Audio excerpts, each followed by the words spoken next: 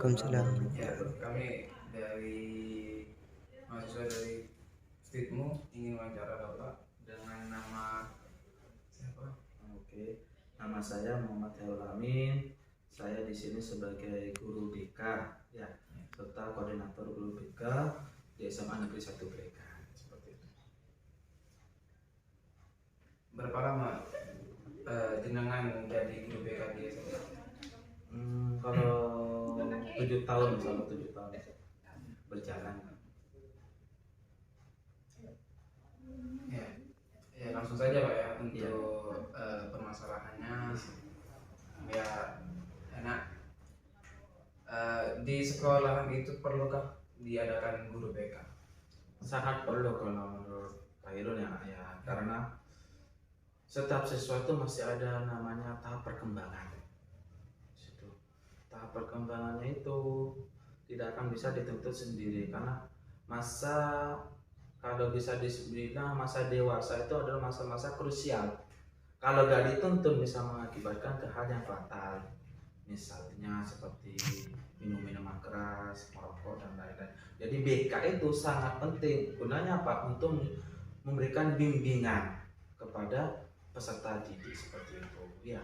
Oh, ya. Dan juga mengkonseling. Konseling itu adalah berbagi, kayak kalau bahasa istilahnya sekarang adalah curhat lah, seperti itu ya.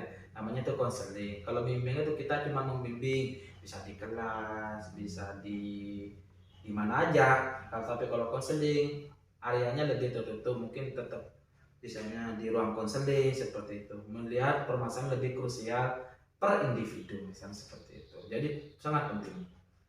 Tergantung dengan permasalahannya Pak. Iya, tergantung dari permasalahannya. Menurut Bapak, pelayanan BK di sekolah ini sudah sejauh mana? Untuk pelayan BK alhamdulillah sudah memenuhi kriteria pendidikan seperti itu. Misalnya di sini sudah ada ruang konseling. Pertama itu yang perlu dikhususkan. Terus ada namanya ruang tamu. Terus fasilitas juga sudah cukup. Angket, alat-alat peraga seperti angket, sosiometri untuk BK alhamdulillah sudah mencukupi seperti itu ya.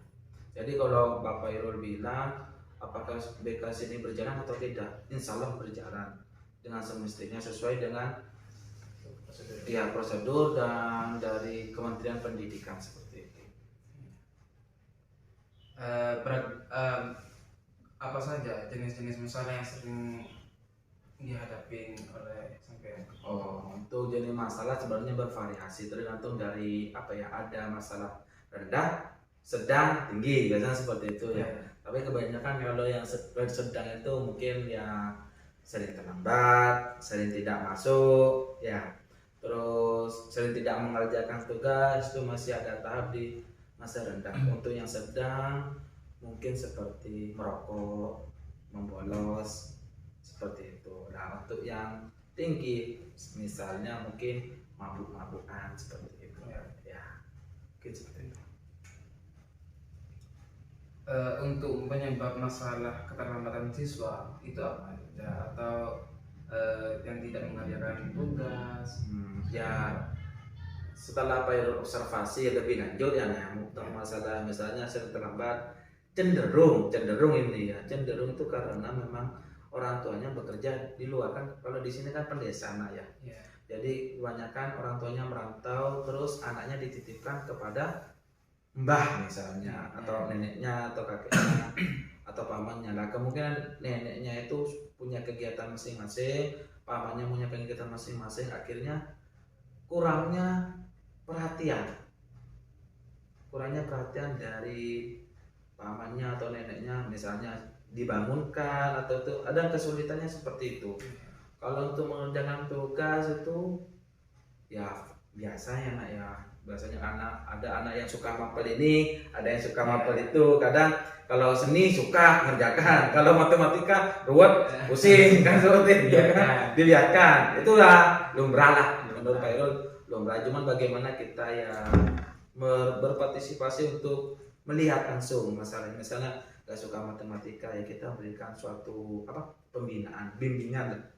Ya jangan, walaupun nggak ngerti setidaknya kamu bisa mengikuti pelajarannya, atau mengerjakan tugas semampunya sambil tanya-tanya ke temannya seperti itu.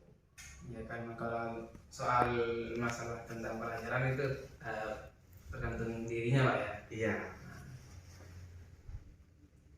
Ketika sampean itu menyelesaikan masalah siswa, apa saja yang jadi Hambatan. Biasanya kalau tentang hambatannya itu mengenai masalah siswa, misalnya kita ambil satu sampel aja ya, membolos. Nah, ketika kita membolos otomatis kita tidak bisa menyelesaikan dengan anaknya saja. Kita ada namanya ini, mungkin kalau di BK namanya konversi kasus. Ya, konversi kasus atau bisa dibilang kolaborasi kasus. Berarti harus ada namanya orang ketiga. Misalnya seperti orang tua atau wali kelas seperti itu ya. Yang paling cenderung orang tua. Nah, hambatannya kadang masuk lagi kembali ke yang tadi awal. Kadang kebanyakan yang merantau. Jadi otomatis kita nggak ketemu langsung tuh beda nak. Ketika cuma ditelepon sama ketemu langsung tuh beda. Jadi itu hambatan kita tuh untuk menyelesaikan permasalahan anak itu terkendalanya di situ. Kadang kita ya tidak langsung bertemu dengan orang tuanya, cuma neneknya. Kadang neneknya itu tidak terlalu paham dengan hal-hal seperti ini. Jadi itulah suatu tantangan tersendiri sebenarnya sebagai kita guru BK untuk bisa bagaimana caranya, bukan untuk mengeluh, tapi bagaimana caranya dari masalah seperti ini tetap kita bisa memberikan pelayanan yang terbaik seperti itu buat siswa ya. Iya, buat siswa. Itu termasuk upaya BK dari sini ya. Iya, sebenarnya itu masuk upaya lah. Salah satu hambatan itu harus jadi upaya. Kita kan memang ada di desa. Ya mau bagaimana lagi, kita kan nggak mungkin misalnya ada di Papua atau di Makassar, ayo mau turun, ada panggilan, kan kita nggak mungkin seperti itu. Jadi ya kita harus bisa by online, bisa menggunakan cyber counseling. Kalau bahasa istilahnya cyber counseling, kita menggunakan elektronik dengan counseling, misalnya video call. Sekarang banyak seperti itu ya. Cuman bagaimana lagi, apalagi keadaan seperti saat ini COVID yang masih ada lah. Jadi kita kan juga agak kerepotan juga membinanya. Jadi kita sebagai guru BK juga harus bisa mengikuti zaman, misalnya penggunaan IT. Ya, kalau kita tidak bisa menggunakan IT, sulit lah di zaman seperti era seperti ini. Kayak seperti tadi orang tuanya ada di Merauke atau misalnya ada di Makassar, kita nggak tahu menggunakan WhatsApp misalnya atau dan lain-lain. Nah, itu kan menjadi hambatan tersendiri. Akhirnya anaknya itu yang punya masalah tidak terselesaikan masalahnya seperti itu. Berarti kita harus mengikuti perubahan. Iya, artinya harus mengikuti zaman tuh wajib. Semua guru tuh harus mengikuti zaman. Di era kalau nggak salah 4.0 kan ya, di era globalisasi 4.0 seperti ini kita harus mengikuti zaman. Apalagi misalnya ya layanan sekarang, mungkin kalian juga kan dari kampus ya. Kan tidak cenderung menggunakan langsung ceramah. Ya, metode ceramah kan sudah jarang ya sekarang. Jadi bisa menggunakan metode, salah satu contoh PPT, PowerPoint, ya. Atau Anda bisa menggunakan by video, bisa menggunakan multimedia yang lain ya. Itu kan lebih disenangi oleh siswa. Karena siswa itu sekarang lebih cenderung lebih aktif ke sosial media. Kayak WhatsApp, YouTube, TikTok. Nah, bagaimana kita tidak bisa mengatur mereka untuk mengikuti zaman kita, tapi kita harus bukan mengarahkan, mengikuti mereka. Oh, zamannya sekarang sosial media, berarti bagaimana BK, layanan BK itu masuk ke sosial media. Oh, misalnya Pak Irul buat YouTube tentang kayak misalnya sulitnya narkoba, itu kan bisa jadi pencegahan seperti itu.